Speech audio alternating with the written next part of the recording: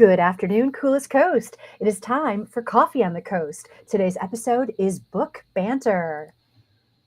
Good afternoon, everyone. Welcome to this episode of Coffee on the Coast, Book Banter. That means my guest. Welcome back, Therese, Horstketter, Librarian with Manitowoc Public Library. So happy to see you, Therese.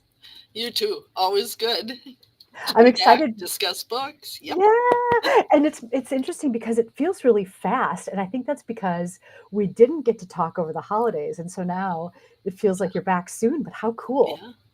Oh, it's always fun. Short, long, no matter what. We still get caught up a bit. Yeah. So taking a peek at what you've got, it looks like you've got a nice selection. Let's dive right in. We're going to start with Judgment Prey by John Sandford. So you can tell by the size of the name on the book, right? This guy is a known author. I suspect it's not the first one he's put out. Tell us more about this. Well, he is. This is the 33rd one in the Prey series.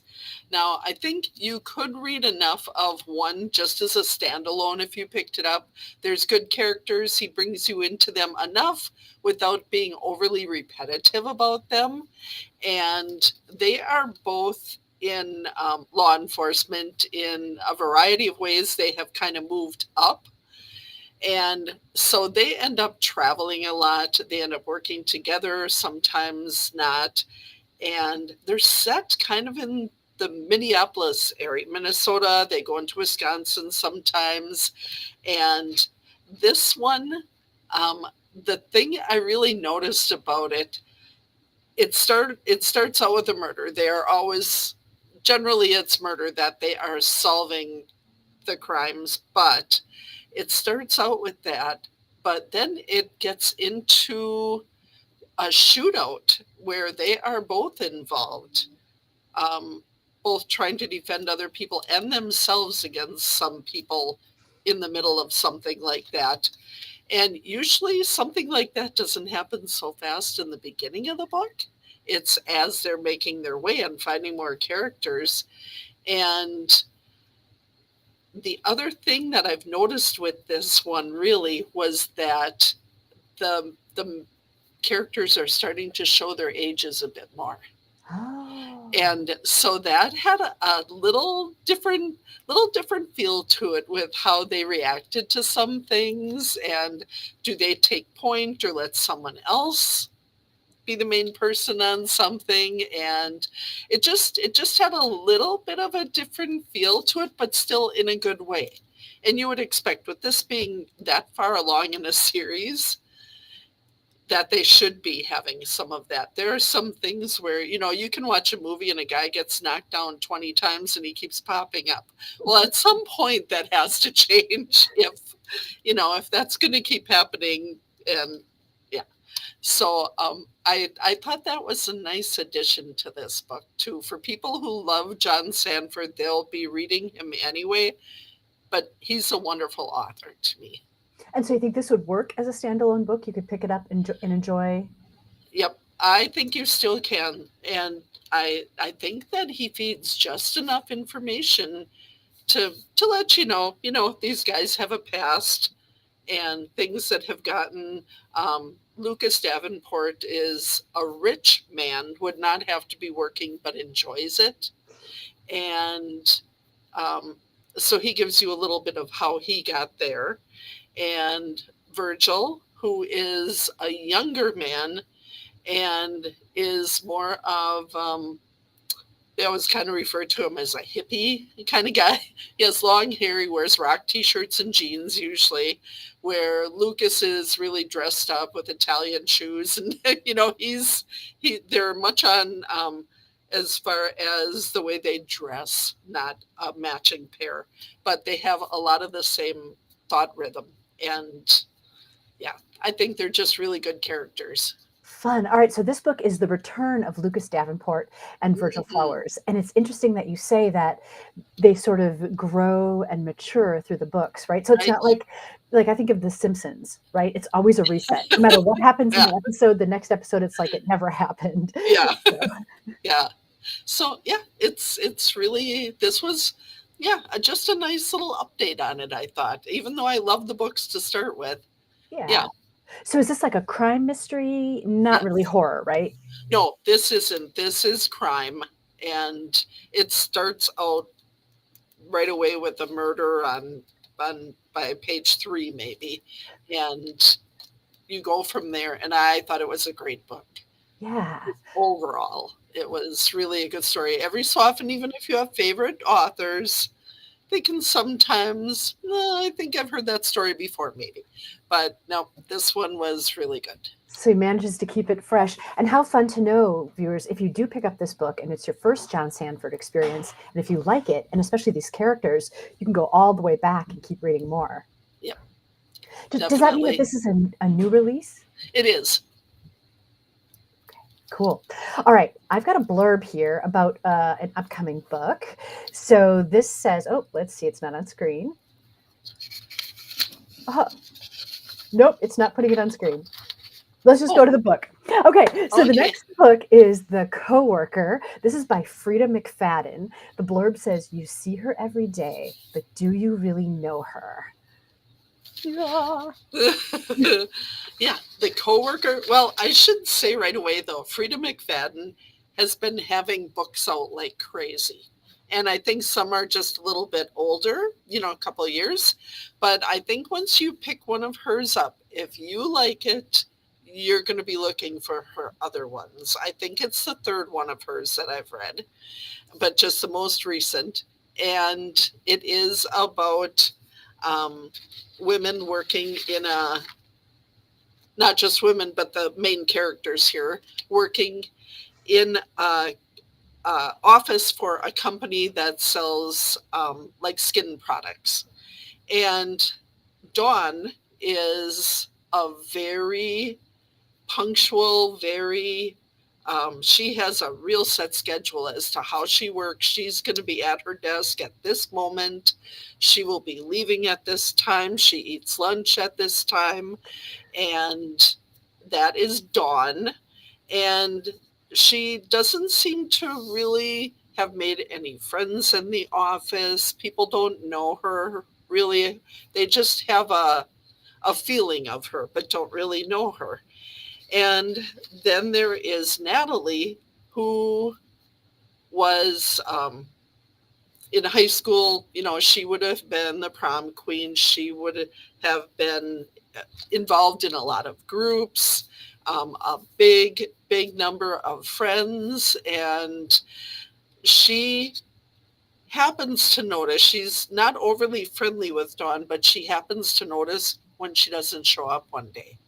And that's the beginning of the book, basically, as to why is Dawn not there and what happens from that point. And the fact that she is so punctual, is so reliable, is always there, to not be there raises a red flag. It does, at least to Natalie. And other people don't seem too concerned, so she didn't come in. And she said, but that wouldn't be like her to not come in and or not let someone know why she wouldn't be. That's just not what you'd expect from her, from someone so set in their ways and a very responsible person to always be there.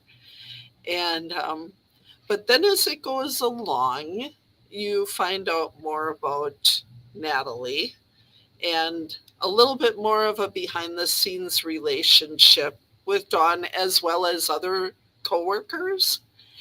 And people are not, of course, in a book like this quite what they seem always. And so it just gets tangled up with people. And I I thought it was a really good, really fast moving book. Ooh, okay, so there's a bloody shoe in the cover art. Uh-huh. Is this a mystery? Is this suspense, Well, thriller? definitely mystery because the beginning with Dawn not showing up is what starts a whole run of mysteries. And that you are set to wondering different things about Natalie and at least one other person rather in the office. And yeah, it was a good book. Satisfying? Nice mysteries happening along the way. Yes. Nice. You mentioned some of the other books by Frida McFadden. I can't quite tell because of the size of the art, but Oh, I see the circle that says The Housemaid. Is that one of her oh, books too? yes. That one has been really popular. And The Housemaid, then there's The Housemaid's Secret. And yes, so she has a lot of good books. They have some nice little twists in there. And yeah, any that I've read by her, I've really enjoyed. Nice. Oh, Yeah. awesome. Great recommendation. Thank you. Well, let's talk about this one next. Come and Get It by Kylie Reed. Um, First of all, I love the cover. I'm super intrigued by this cover. But then it says that Kylie Reed was the author of Such a Fun Age. And that one I haven't read. I'm Okay. familiar with the title, but I have not read that one. I enjoyed that book. Did you? So tell us about Come and Get It. Well, I'm in the middle of reading that one. That is my latest read, and I'm enjoying it. It starts out with students moving into a college. And so you meet the student advisor that's helping them get settled. And then there's another woman who happens to pop up in those first couple days of school. She's an author and she writes articles and for different magazines. And she comes to interview a few students on a topic. And then we go into her life somewhat. And then we go into the student advisor's life and then into at least one of the students we go a little bit more in depth to. And it's looking to me, like I said, being in the middle of it, that these lives are all coming together in some different ways. So I'm not positive. The Come and Get It, I'm not positive yet with the title, but also they are, if I'm going to say the right thing, is it Arizona Razorbacks? Maybe. I think with the pig on the front. I Viewers, think if I you have know, that let us know in right. the chat. Yeah. I Okay. think I have it right. And anyway, so it just is being a nice bit of fiction about several different people and their lives, and they're all coming from different directions, but they seem headed into kind of the same area at some point. So I'm anxious to see what's going to happen with them. Nice. So this is a book you're in progress, Hmm. and there's some books that I will start, and if it just doesn't grab me, I don't force myself to finish. Right. I have to want to. I have to be involved in the story. Do you feel like this is a book that wants you to finish? Oh, definitely. I'm just really enjoying it. It's not a hard read. It's almost a 400-page book, I think, and so it's a good size read, but I'm liking the characters, and yeah, it's not a pressing pace, that "Ugh, I have to get back to it" kind of thing, but it's just you can pick it up and really keep going along nicely with it. Oh, nice. Yeah. Nice. And so based on how you described it, I wouldn't think that this is necessarily a mystery. I wouldn't think it's No, no, I would say mainstream fiction, and I just I'm just enjoying it. Yeah, for all those reasons. awesome. Okay, cool. So there's another one that you are in progress with. Tell us about The September House. Now, this says, just when you thought you'd seen everything a haunted house novel could do, this book comes along. Hmm. It has a lot of great reviews, and one of them is for or not for, it is by Grady Hendrix, who we know from several books previously. And so he gave it a nice review. And the idea is that a couple buys this house um, kind of cheaply for what the house is. They're a little surprised at the price, but they go into it, and it turns out that every September the ghosts come back to visit, and Blood will start just running down the walls. Oh no. And yes, so this is going to happen every September. And of course, title. And some of the ghosts are just kind of there all the time. And I set the book aside. I was reading it before the holidays, and I just kind of put it aside, mostly because I think this is going to be one that might be a hard book to finish in the subject matter of why these ghosts are there. And partway through, her husband disappears, and it says a lot of family secrets come into play. And what is in the basement, and why does it stay boarded up? And there's a lot going there. And I'm not giving away any secrets because I don't know all of that yet. So it is my plan to go back to it. But it got a little nerve wracking for me. And I needed to switch. Sometimes something's a little heavy. And yeah, so that one, I have to say, I definitely intend to get back to it and finish it. And we just have one copy in the system and large print on order, I believe. And so I'm looking for getting a chance to finish it up. Tim said that blood thing running down the walls happens to me all the time, usually in April, though. Yeah. It is kind of funny though. There's a ghost, and she tries to be helpful apparently, but is sometimes annoying. That doesn't go away all year long. So there may be more yet. There's one that I've met in the book. And yeah, there might be some that are not as nice. So yeah. So is this squarely in the horror category? I would say. Okay. And it's kind of odd at the way the wife really reacts to all this. And yeah, it's just it's a unique book. It is. I mean, it's a unique horror story. When they said that it was a new take on, the haunted house, it's definitely. Well, I tell you this, any house that I'm in, if the walls start bleeding, I am out of there. I am not returning for the next year to see if it happens at the same time. Pretty much so. Mm-hmm. After reading a book like this, do you have a feel for what you would do if you found yourself in a scenario like that? Oh, I can't. First time I see anything like that, that wouldn't be. I wouldn't be there anymore. Tim, what do you do when the walls bleed? You'll have to let us know. Okay, we've got one more book, and I saved this one for last because I'm super excited about it. First of all, the cover, purple, right? My favorite. But it's called None of This Would Have Happened If Prince Were Alive by Carolyn Prusa. Huge Prince fan. So I'm really excited to learn more about this. Yeah, I found this book just walking along and looking for something else, and it popped out at me on the shelf.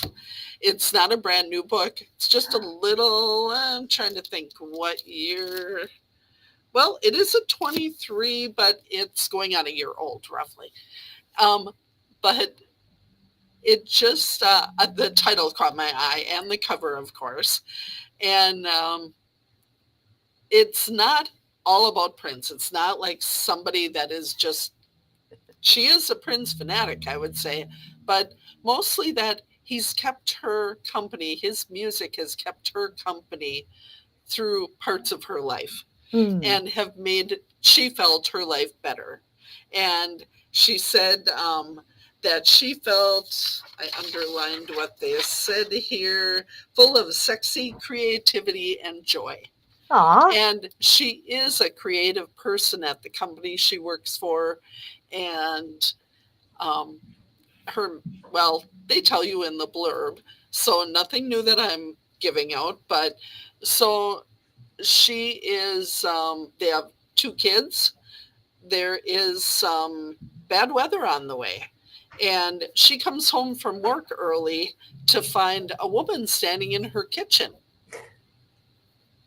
and her husband coming downstairs. Oh, no. And so her whole world is rocked very hard in a day. And she goes from there. Now, there are some really funny moments. She has both a good sense of humor and just knowing she's got kids too that are depending on her, and her mother who's alone, and you've got a category 4 storm coming through and they're being told to evacuate. And so there's all of that going on in her life. And then trying to ignore the fact that she's figuring out a marriage at the same time. It's so it was a very good book. Like I said, Prince pops up once in a while and just enough. And I really enjoyed it. It's Nice. Comedy? It's I wouldn't say with everything happening, I can't label it straight comedy, but she's got a good sense of humor through a lot of things, or I don't think she would have made it through everything going on. Mm. And so do you think the tornado happens in her life because her husband's not a Prince fan? Oh, I never thought that through. So I'll just have to leave that to everybody as they read it. Awesome. Well, I cannot wait to dig into that. Tim did follow up too, and he said, I usually just make s'mores when the walls start to bleed. I mean, who doesn't love s'mores, living or not so much? I don't know, Tim. Okay. Although Yeah, Tim really needs crickets, so. Yeah, you drop a s'more in that kind of, or, I don't even know if you trust the cabinets when that's going. Gosh, no, I never want to Yeah. know what that kind of a house is like.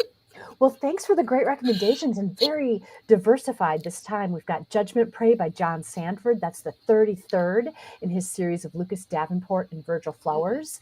And then we talked about Come and Get It by Kylie Reed. We talked about The September House by Carissa Orlando. We talked about The Coworker by Frida McFadden. And we talked about None of This Would Have Happened If Prince Were Alive by Carolyn Prusa. Yeah. Therese, thanks so much for taking the time. Thanks for sharing about these reads, providing recommendations, and inspiring us to do more in our reading lives. And then Tim wants to know when Bruce McCullough is coming on. Okay, so viewers, here's something a little funny. When I got the briefing for setting up the show, there were all the book covers that Therese and I just reviewed. But there was also, I'm going to put it up, there was this little picture that you can see in the promo piece here of Tim McCullough from Kids in the Hall. And I thought maybe it was because it was a book that just didn't have a cover. It was something. Anyway, it was totally unrelated. It was meant to be a separate offline chat. So Bruce McCullough made it in accidentally. But he's a happy sight. Yeah, happy accident. And none of this would have happened if Prince were still here. Yeah. All right. Thanks, everybody, for joining us for this episode of Coffee on the Coast, Book Banter. We hope you're inspired to read. Let us know in the chat what you're reading and what you would recommend. My guest today was Therese Horstketter, librarian with Manitowoc Public Library. Thanks so much, Therese. We'll see you next time. Bye, everyone.